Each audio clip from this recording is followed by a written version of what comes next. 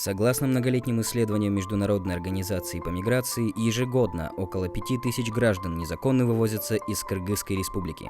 Еще около 60 тысяч человек рискуют стать жертвой торговли.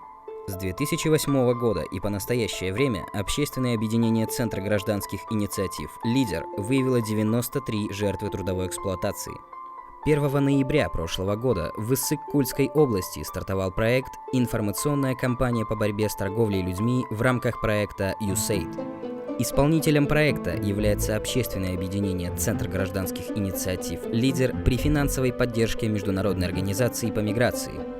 Данный проект направлен на повышение уровня осведомленности населения о проблеме торговли людьми через проведение информационных акций совместно с президентским камерным оркестром «Манас».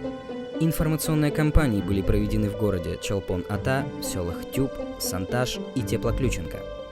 Во время акций в исполнении оркестра звучали произведения мировой и кыргызской классики, а также озвучивались реальные истории жертв. В акциях, прошедших на улицах населенных пунктов, приняли участие более 600 горожан и сельчан.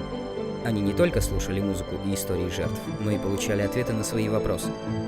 Хочется надеяться, что грамотных граждан в жизненно важном вопросе станет еще больше, и тем самым будут спасены чьи-то жизни. Давайте вместе остановим торговлю